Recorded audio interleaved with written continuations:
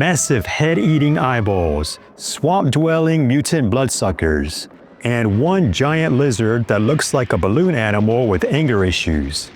Welcome to part 3 of our dive into the best giant creature B-movies of the 50s and 60s, where the budgets are low, the monsters are big, and science is mostly just yelling.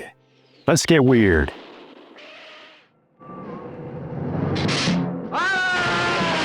Let's kick it off with a monster that doesn't need special effects. Just a big lizard, some toy cars, and a lot of cardboard scenery. The Giant Gila Monster stars an actual reptile lumbering across miniature sets, while the cast reacts like they're in the middle of a Godzilla sequel. If Godzilla had a sleepwalking cousin from Texas. There's a hot rod, a teen mechanic who sings sad songs on his ukulele. Ready to cry. And a sheriff who somehow thinks all of this is completely manageable. And the grand finale, it involves a car loaded with nitroglycerin and a head-on collision with the monster. Because apparently, driving straight at the problem was the best plan available. It's low budget, lo-fi, and kind of lovable. Like Rebel Without a Cause got interrupted by a mildly curious pet store escapee with ambition.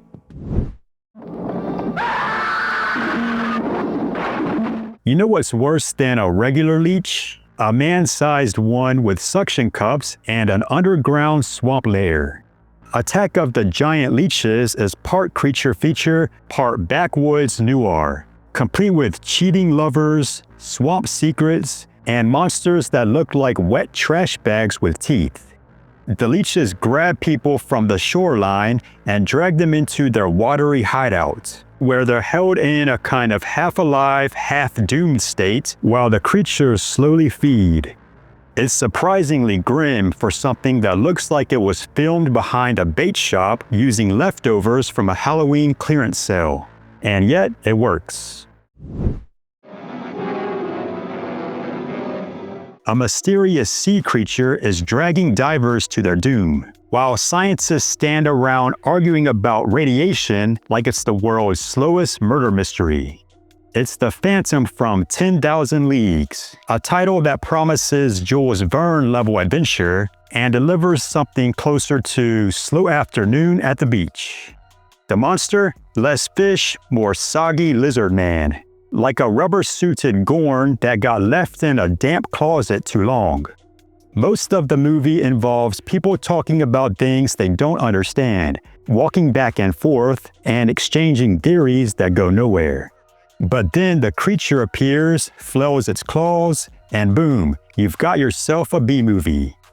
It's murky, meandering, and oddly hypnotic, like watching a marine biology class go horribly wrong in real time. Deep in the heart of Africa, which looks suspiciously like a California hiking trail, something is buzzing. In Monster from Green Hell, a wasp-filled rocket is exposed to cosmic radiation during a scientific experiment, then crash lands in the jungle, because nothing good ever comes from launching bugs into space. The result, mutant wasps the size of pickup trucks, rendered in charming stop motion that's both stiff and somehow menacing. They don't do much, but when they do, you'll know, mostly thanks to terrified narration and jungle drums that cue every attack like clockwork. It's half monster movie, half travelogue, with 100% vintage weirdness. And a gentle reminder, maybe keep your entomology experiments on Earth.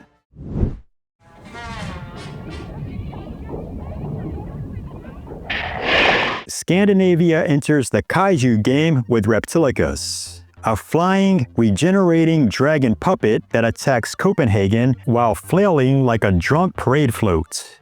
The effects are legendary for all the wrong reasons. Rubber limbs, visible wires, bright green slime. It's less terrifying monster and more possessed Halloween decoration. The real kicker? Every single piece of Reptilicus can regenerate. Cut it up and you're not solving the problem. You're making more Reptilicuses. So unless you incinerate every last bit, congratulations, you just started a franchise. It's loud, ridiculous, and kind of amazing. A monster movie that swings for the fences and lands in a miniature model of downtown Copenhagen.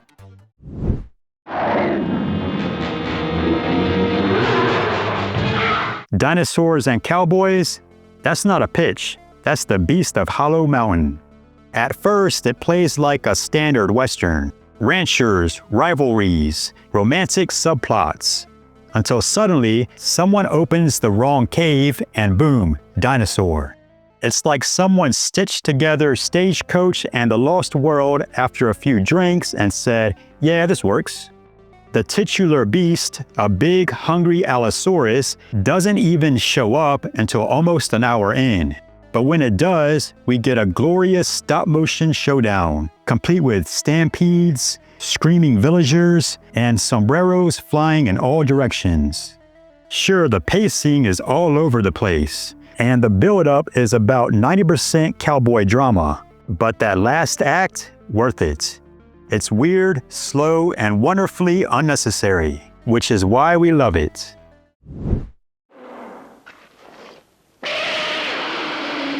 South Korea's answer to Godzilla? Meet Yongary, the fire-breathing kaiju with a temper, a laser face, and an unexpected sense of rhythm. This one's got everything. Tanks, scientists, a government scrambling to figure things out, and a precocious kid who shows up constantly, often in places children absolutely should not be. Yongary stomps through cities, breathes fire, shoots lasers from his horn, and at one point does a dance, like a full-on dance break, wiggling, grooving, and generally living his best kaiju life. Because nothing says unstoppable monster like a mid-rampage celebratory shuffle. It's chaotic, colorful, and kind of surreal, like watching Godzilla's little brother try to impress him at a talent show. A fevered dream soaked in monster mayhem, mad science, and pure 60s energy. You thought one monster was enough? Try 3. In Gappa, the Triphibian Monster, Japan gives us a full-on kaiju family meltdown. Scientists discover a baby monster on a remote island, and for some reason, decide to bring it back to the mainland. Because clearly, no one in this movie has seen a monster movie before. Soon Mama and Papa Gappa show up. Sir, 2 unidentified submarines following us. What? 2 unidentified submarines following us? Breathing fire, crushing buildings, and throwing the ultimate tantrum in what might be the most violently emotional parenting reunion of the 1960s. It's part Gorgo, part Godzilla, and 100% glorious rubber suit chaos. Oh, and Triphibian means they can walk, swim, and fly. So yeah, good luck hiding. Toho's first monster movie in color, and it does not disappoint. Rodan introduces a prehistoric pteranodon with wings so powerful, just flying overhead causes shockwaves that level entire cities. It's like Godzilla, but airborne, and somehow even louder. But here's the twist, there's 2 of them.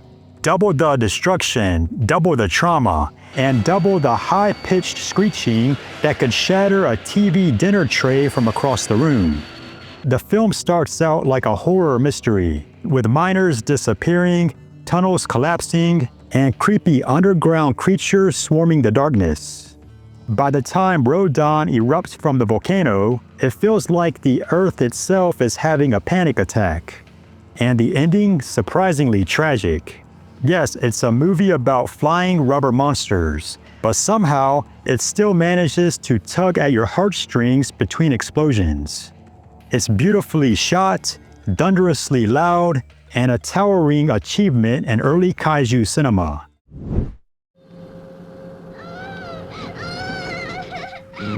High in the Swiss Alps, something is lurking in the radioactive fog, and it's not just bad skiing conditions. The crawling eye delivers exactly what the title promises. A gigantic mind-controlling eyeball with tentacles that creeps down mountains and melts faces. It's one part sci-fi thriller, one part creature feature, with telepathic attacks, decapitations, and a monster that looks like your worst eye exam come to life. There's a surprising amount of tension for a movie about googly-eyed Lovecraftian jelly beans. And once they show up in full tentacle-swinging glory, it's pure B-movie magic. Forget subtlety, the crawling eye stares into your soul and doesn't blink. And there you have it, 10 more giant monsters, a few destroyed cities, and at least one extremely confused cowboy. If you enjoyed this retro rampage, be sure to like, subscribe, and tell a friend before the Gila Monster gets them. Because let's be honest, we're probably doing a part 4.